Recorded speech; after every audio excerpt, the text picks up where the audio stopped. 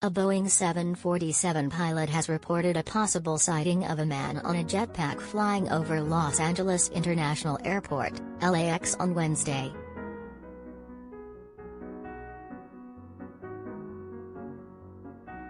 The sighting has set off speculation that the man, who became known as Jetpack Guy, has returned after a hiatus.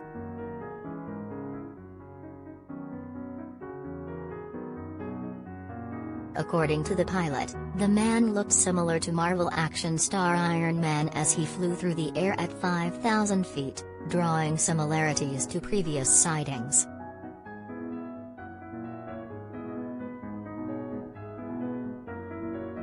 A Boeing 747 pilot reported seeing an object that might have resembled a jetpack 15 miles east of LAX at 5,000 feet altitude, the Federal Aviation Administration, FAA, told CBS Los Angeles. Out of an abundance of caution, air traffic controllers alerted other pilots in the vicinity.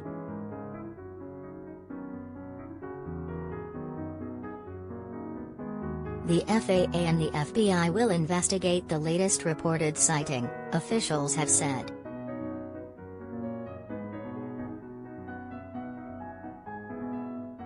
Jetpack Guy has become notorious in the Los Angeles area, with witnesses claiming to have spotted him on previous occasions.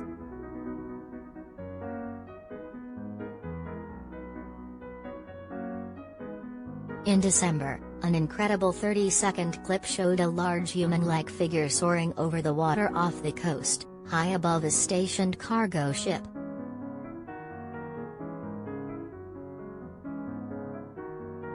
The clip seemed to corroborate claims from pilots earlier last year that they saw someone flying a jetpack as they approached Los Angeles International Airport at 3,000 feet in August.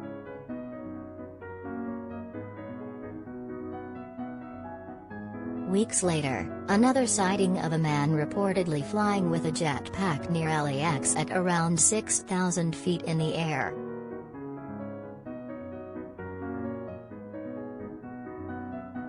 No explanation has been found for the mysterious sighting that shocked pilots and the control tower, but also left some experts skeptical.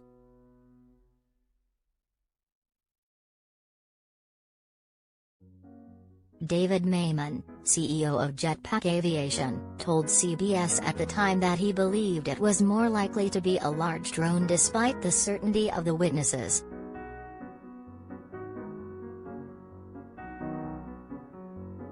"It's very, very unlikely with the existing technology," said Mayman.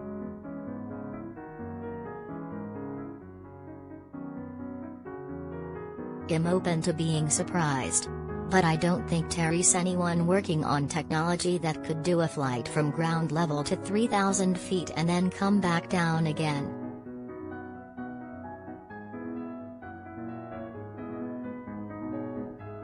"They'd run out of fuel. They use fuel too quickly," Mayman continued. "If it's a real jetpack, it's noisy. People would have heard it take off and land."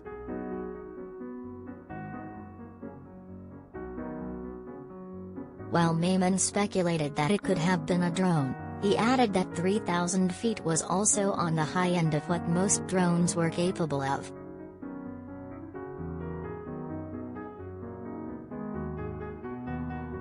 Mayman told CBS that his company is under contract with the military to research and develop jetpack technology, but their aircraft are not for sale.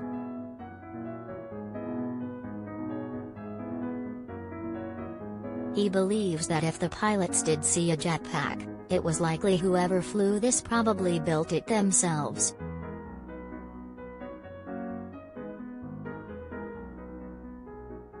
Jetpack Aviation, located in the San Fernando Valley north of Los Angeles, is now on its second research and development contract with the military, according to the Los Angeles Times.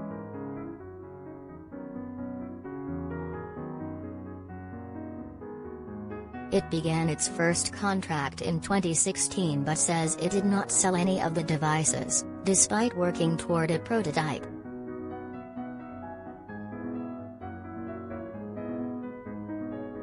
In 2019, Jetpack Aviation had expected to have an individual lift devices, or ILD, ready as a prototype for testing by the U.S. Special Operations Command (USOC) by that summer.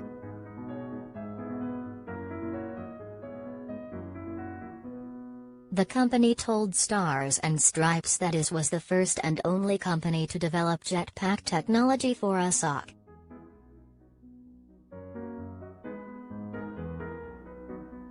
The possible uses of this technology are still being evaluated. USOCOM does not discuss specific details or potential applications of such technologies, they said.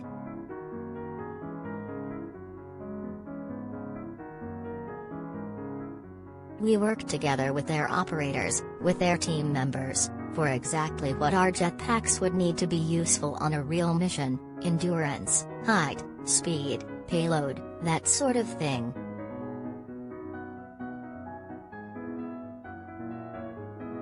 The second contract is now looking to develop a speeder aircraft that looks more like a motorbike.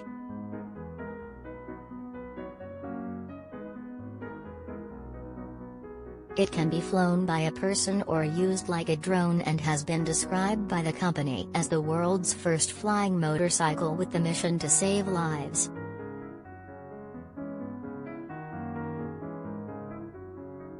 According to their website, the speeder is jet-powered and can take off and land anywhere.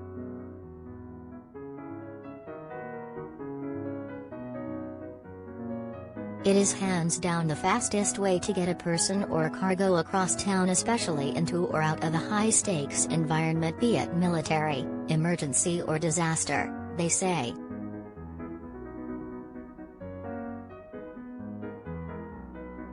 The company believes it could be used to get a paramedic to their patient faster, moves patients to hospitals quicker, medevac wounded personnel from battlefield, or to move equipment or cargo into position where it would be inefficient or too risky to use a helicopter.